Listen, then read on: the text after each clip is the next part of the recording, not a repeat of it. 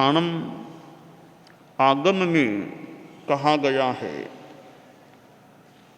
अट्ठ विधे आउवेदे पन्नत्ते तंजहा कुमार भिच्चे काय तिगिच्छा शालाई सल्लहत्ता जंगोली धूत विद्या खार तंते रसायने। दुनिया में बीमारियां भी होती हैं, तो बीमारियों के प्रतिकार के लिए चिकित्सा पद्धतियां भी मिलती हैं। दुनिया में हम देखें एलोपैथी चिकित्सा है, फिर आयुर्वेदिक चिकित्सा पद्धति भी है, होम्योपैथी, बायोकेमिक, नेचुरोपैथी और भी ऐसी कोई हो सकती हैं। ये चिकित्सा की पद्धतियां हैं। इनमें एक है आयुर्वेद। शास्त्रकार ने आयुर्वेद के बारे में बताया है कि आयुर्वेद के 8 प्रकार होते हैं। आयुर्वेद का अर्थ है जीवन के उपक्रम और संरक्षण का ज्ञान।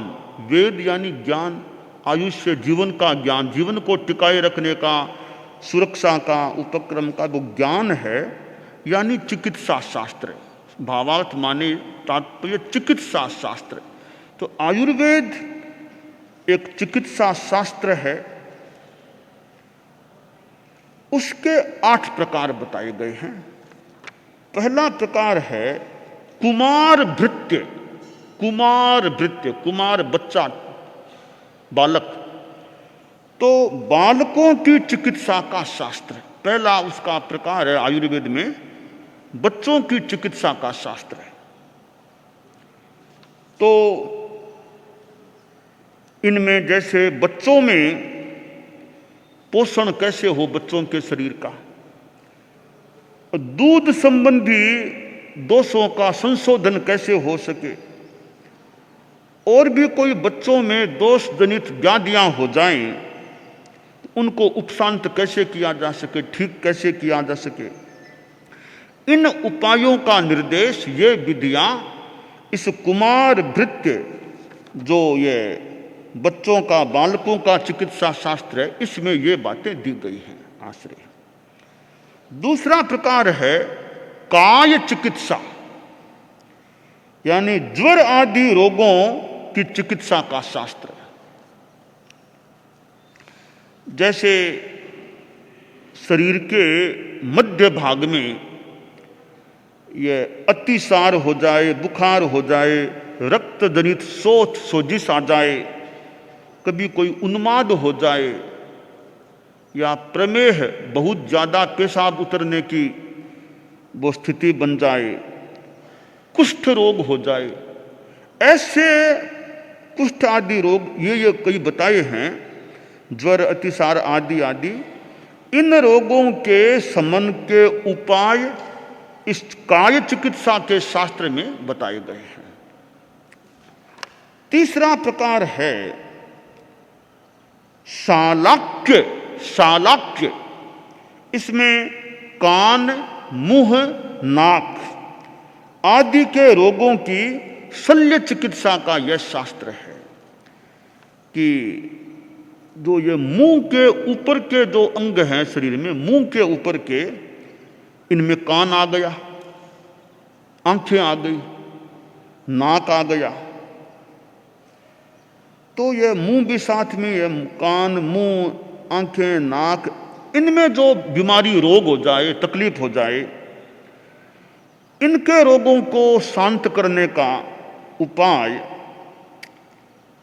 का जो शास्त्र है वह शालाक्य। जैसे ENT होता है, ENT यानी कान, नाक, इसमें गला तो नहीं लिया है, मुंह, आंखें, इनकी चिकित्सा का शास्त्र है शालाक्य जो भी। चौथा सल्लहत्ता, शल्य हत्या, शल्य चिकित्सा का शास्त्र है।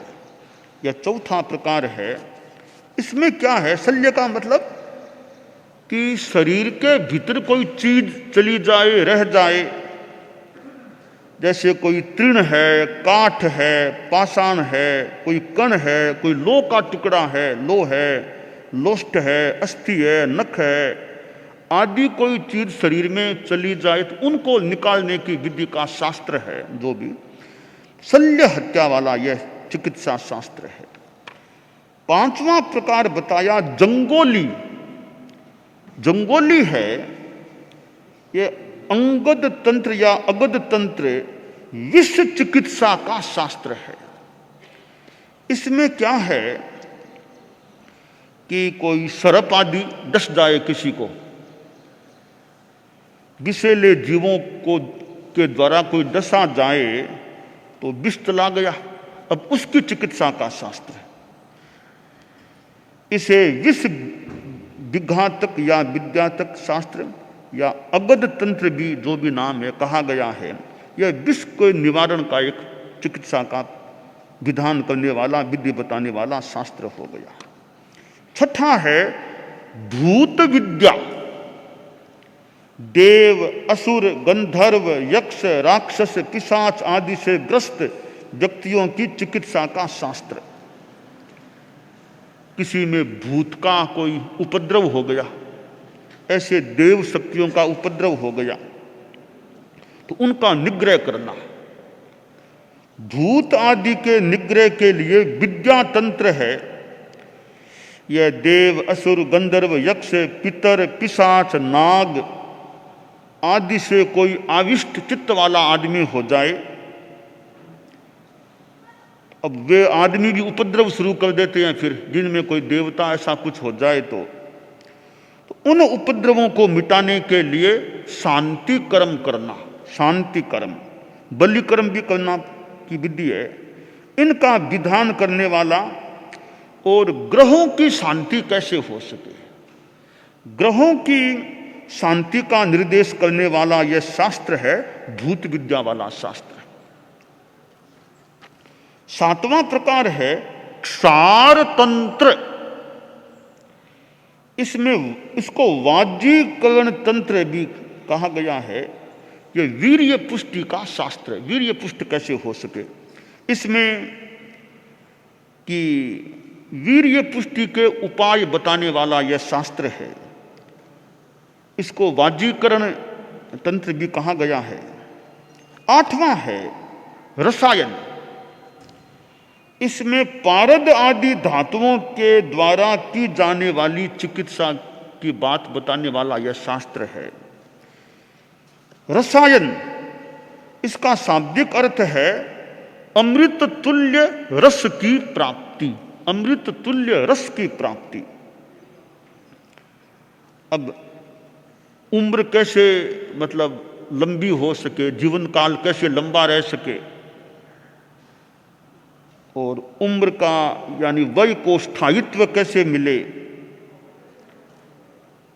और साथ में बुद्धि को कैसे बढ़ाया जाए, बुद्धि को वृद्धिंगत करने का क्या उपाय है, और रोगों का कैसे अपहरण हो सके। ऐसे जो रसायन हैं तो बुद्धिवर्धक हों, रोगों के निवारक रसायन हों, लंबा जीवन काल रह सके, ऐसे कोई रसायन सेवन की बातें हैं, वो बातें इस रसायन वाले शास्त्र में होती हैं। तो ये वैसे 8 प्रकार हैं आयुर्वेद के। एक तरह से सारा एक चिकित्सा संबंधी है, विधान करने वाला है। और ठाणन आगम में यह आयुर्वेद की बात भी बताई गई है। और वैसे सुश्रुत में भी आयुर्वेद, वो तो है ही खैर आयुर्वेद की बातें आती, उसमें भी इस प्रकार की बातें हैं। और ठाणन में भी ऐसी बातें आई हैं। तो हमें अब ध्यान यह देना चाहिए कि शरीर है और यह औदारिक शरीर है। कभी कभी बीमारी तकलीफ तो हो सकती है, कभी बुखार आ जाए, कभी और भी अंगों में विभिन्न प्रकार की व्याधियां हो सकती हैं। अब व्याधियों के लिए आदमी फिर चिकित्सा का भी सहारा लेता है। एक साधना तो यह भी है, विशेष साधना है, तेगिच्छम नाभिनंदिजा। कोई चिकित्सा की इच्छा मत करो, जो है सो सहन करो, बस जो भी तकलीफ है बस सहन कर लो। कोई न डॉक्टर को बुलाने की जरूरत है, न कोई ऑपरेशन कराने की जरूरत है, बस शांति में रहो, समता रखो, सहन करते रहो। एक तो वह तो बहुत ही ऊंची बात है, साधना की बात है। कोई जिनकल्पी साधु या और भी कोई साधु, ऐसे लोग भले कोई साधना करे कि होगा सो होगा, अपना शांति रखो, कोई चिकित्सा नहीं कराना।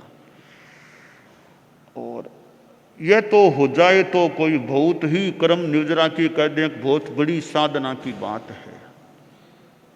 खैर इतनी तो न भी उसके कोई चिकित्सा नहीं कराऊंगा, यह तो इतनी कोई हल कोई नहीं भी कर सके, परंतु चिकित्सा में भी यह देखे कि कम चिकित्सा से कैसे काम चल सके। चिकित्सा कम करानी, डॉक्टरों के हॉस्पिटल में कम जाना पड़े, जितना हो सके अपना ध्यान रखें शरीर का, कि ध्यान कैसे, अपना खान पान का ध्यान रखें, और शरीर में व्याधियों को आने का मौका मिले ऐसी परिस्थितियों से जितना हो सके बचें।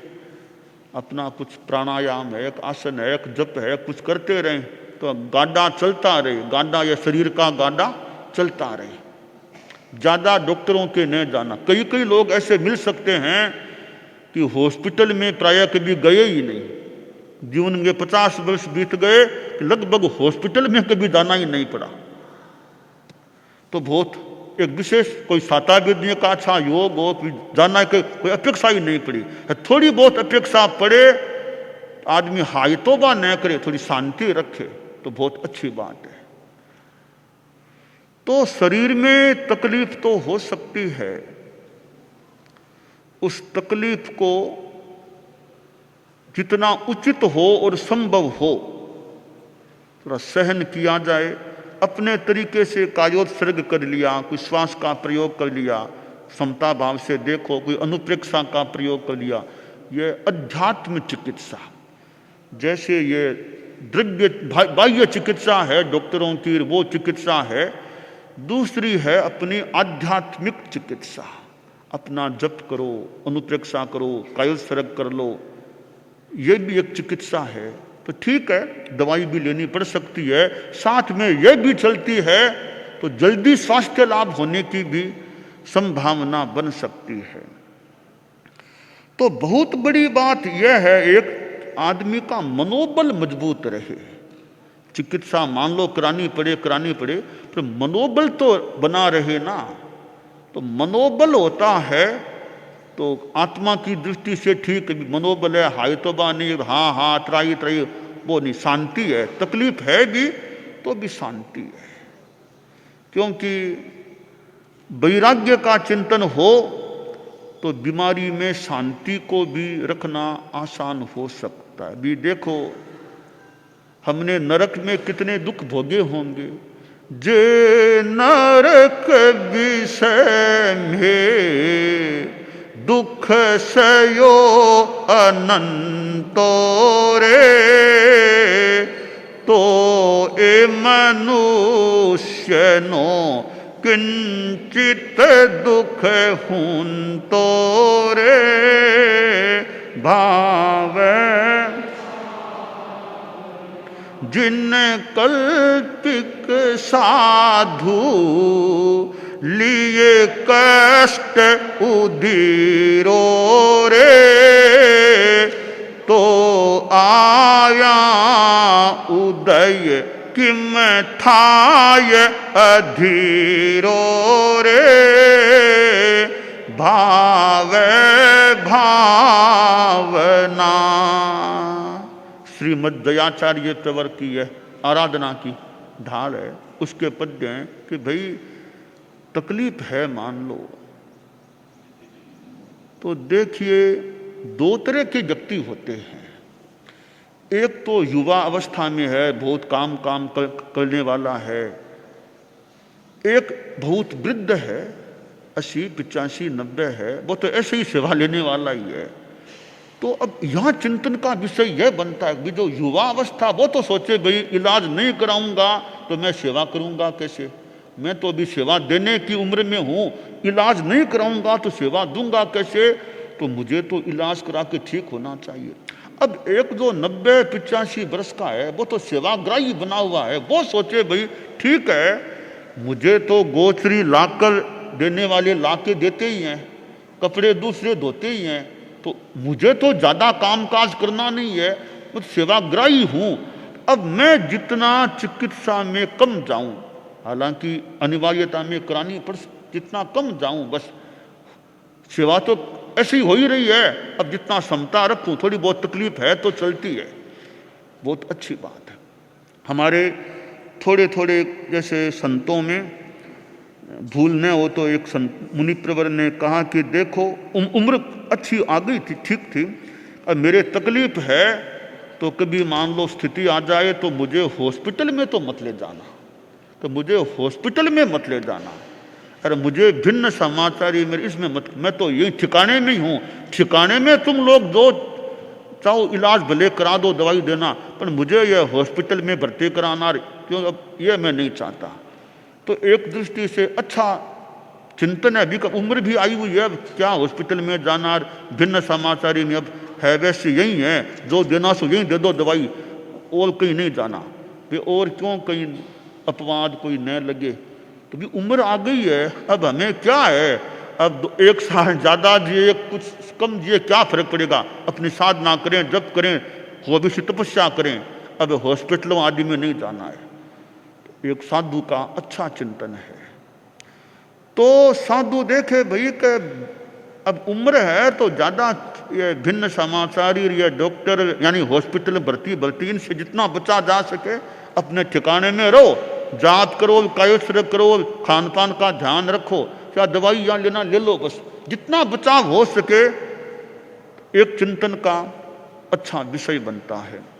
तो चिकित्सा की पद्धतियां हैं, जितना संभव हो सके अचिकित्सा का हो सके और समता भाव, शांति का भाव, कोई मन में कमजोरी न आए, ठीक है, कराना भी पड़े तो कराना पड़े, मनोबल और शांति तो आदमी रखने का प्रयास करे। तो ऐसे होते हैं तो कर्म निर्जरा भी थोड़ी वेदना है, अब थोड़ी तकलीफ है, अभी थोड़ी देखते हैं, थोड़ी 5 दिन देखते हैं, ठीक हो जाए तो क्यों अभी दवाइयों में जाएं, और दवाई लेनी पड़ेगी तो बाद में ले ही सकते हैं, थोड़ा देख लें, ऐसे ही ठीक हो जाए तो क्यों दवाई में जाना पड़े, वो एंटीबायोटिक दो और वो दो, भी फिर पेट अपसेट होता है तो थोड़े देखें ऐसे ही ठीक हो जाए तो जरूरी न हो या कम दवाई से काम चलता हो तो कम, कई डॉक्टर भी कि दवाई भले कम लो, आप एक्सरसाइज कर लो, वो कर लो, तो अच्छा दवाई कम लेनी पड़े, अपने एक्सरसाइज है, प्राणायाम है, श्वास के प्रयोग है, कायोत्सर्ग है, अपने अनुप्रेक्षा है, ऐसे कर ले, इनसे लाभ हो जाए, दवाई कम लेना पड़े तो बढ़िया है। तो यह चिकित्साएं बहुत है, जगह जगह हॉस्पिटल हैं, परंतु जगह जगह हॉस्पिटल है, मैं मेरी जगह पर ही ज्यादा रहूं तो ज्यादा बढ़िया है। जगह जगह हॉस्पिटल तो हैं, पर मैं मेरी जगह पर ही ज्यादा रहूं तो ज्यादा बढ़िया है, न जाना पड़े हॉस्पिटल में कभी तो बढ़िया है, जाना ही पड़े तो ठीक है, अपनी शांति समता का भाव रखें। तो ये आयुर्वेद के जो 8 प्रकार बताए गए हैं, एक चिकित्सा पद्धति के बारे में, उसके अंगों के बारे में जो ये शास्त्रकार ने ज्ञान दिया है, और एक भी शास्त्रों में, धर्मशास्त्र में भी यह आयुर्वेद की बात भी बताई है, हम इसका सार जान करके यूँ निकालें भाई कि चिकित्साएं तो है, पर हम जितना अपना समता शांति में रहें वो अच्छी बात हमारे लिए।